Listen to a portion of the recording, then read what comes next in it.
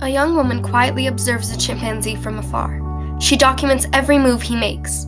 Little did she know this action would lead to the most crucial frontier crossing in animal studies and sciences. In 1960, Jane Goodall set off to Tanzania to take part in a research project led by Louis Leakey to intensely study chimps and their behavior. Goodall, by devoting her whole life to studying chimps, and doing so as a woman at this time, crossed frontiers in anthrozoology and feminism. In the short term, Goodall changed our perspective on the emotions, personalities, and social structures of animals. In the long term, she spread the knowledge of chimpanzees around the world, created organizations to preserve wildlife, and showed us all that anyone can make a difference. Jane Goodall was born on April 3, 1934 in London, England, and she fell in love with animals long before she worked in Tanzania. She always had an interest in and passion for animals, even when she was a young girl, and she had many pets of her own. Jane's father gave her a toy chimpanzee named Jubilee when she was only 1 year old, which she still has to this day. She always had a dream to work with animals and study wildlife. In 1957, Jane decided to go to Africa to visit a friend who had a farm outside of Nairobi, Kenya. This is where Jane met Louis Leakey, a famous paleoanthropologist.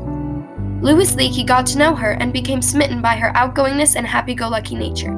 Louis Leakey already conducted studies of fossils, and he hypothesized that the study of chimps would reveal more about what early humans were like. He decided Jane was perfect for the project. Leakey saw how much potential she had because of her authentic passion for animals. He knew that Jane didn't have a prior formal academic training, which was counterintuitively beneficial, as he thought that she wouldn't be biased by traditional thought. Leakey then offered her a spot in the project.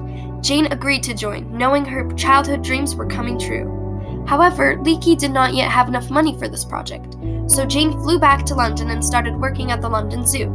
After 3 years, Leakey raised enough funds for the project and Jane was on her way to fulfill her dreams.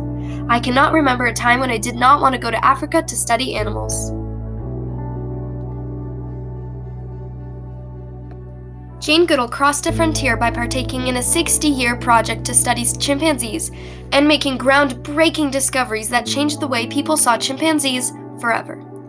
In July of 1960, Jane Goodall and her mother arrived in the Gombe Stream Chimpanzee Reserve in western Tanzania. For a young woman in the 60s, it was very unusual that she was giving up her whole life to study animals. Jane didn't listen to her detractors who doubted her, as she crossed a frontier for female scientists. Jane had an unorthodox approach to studying the chimps. She went out into the woods and actually lived with them. Day in and day out, Jane would spend observing and taking notes on the chimps. She did something quite unexpected for scientists. Instead of numbering the chimps, she'd name them. This may seem irrelevant, but it was a widely significant aspect of her work.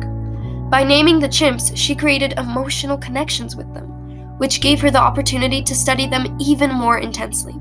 Jane spent so much time with the community of chimpanzees, they accepted her as one of them. After spending 26 years in Gombe with the chimpanzees, she made many groundbreaking discoveries about them. In October of 1960, she made her first discovery.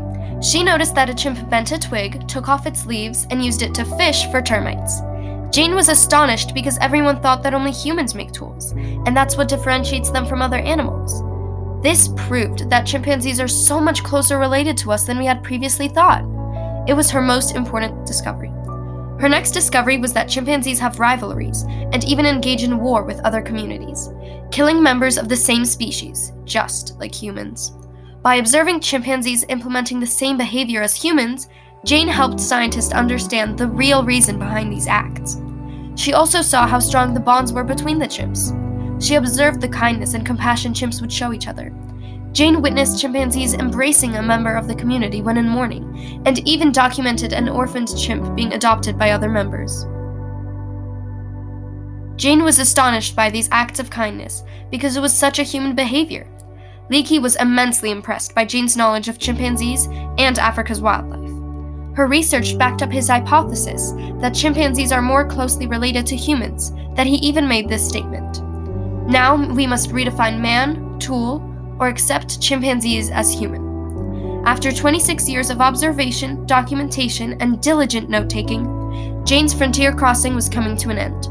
The project was already funded for much longer than it was originally aimed for, so Leakey decided that it was time for Jane to say her goodbyes.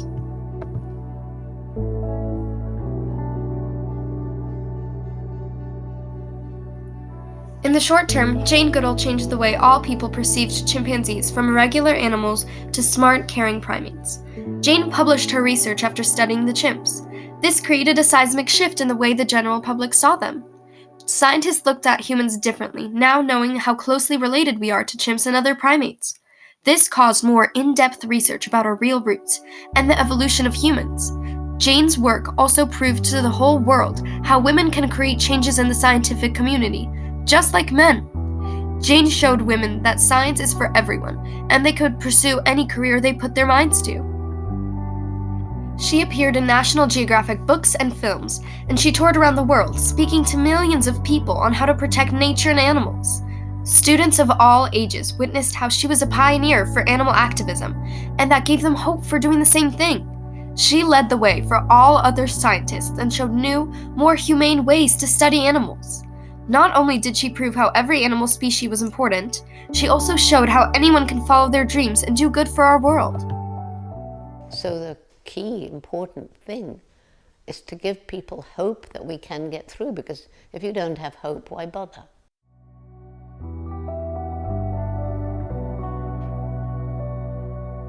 In the long term, Jane Goodall motivated many people to pursue studies about animals. Not only did Jane inspire others, but she also created 2 organizations to help with different issues regarding the environment and women's empowerment that are still very much active today. The first organization is called Roots and Shoots. This organization teaches young people how to make a difference in our world and get involved in addressing many problems adults historically don't let younger people help with, such as social justice, pollution, and climate change. Roots and Shoots is active in nearly 100 different countries. The participants of the program have an outlet to help and address the different problems of our world. This creates empowered leaders ready to fight for what is right and be compassionate to nature, animals, and the environment we share. The second organization is called the Jane Goodall Institute. This organization helps with issues regarding animals, our environment, and the education of girls in underprivileged countries. During the 20th century, there were approximately 1 million chimpanzees that lived in the wild. Today, there are only 340,000. The Jane Goodall Institute has a mission to change this statistic and save chimpanzees from extinction. As a result of the Institute's work, 290 chimpanzees and gorillas are receiving care in a sanctuary. 309 scholarships have been provided to young women to support their education. 600 girls have returned to school after receiving mentorship from a peer educator. The Institute carries on Jane's legacy by funding other long-term projects that lead to groundbreaking discoveries on chimps, mandrills, and other primates. Jane Goodall crossed an amazing frontier in not only animal research and studies, but also in helping people. She showed the whole world that everybody is capable of making a change, a difference, no matter where you come from or how you were brought up.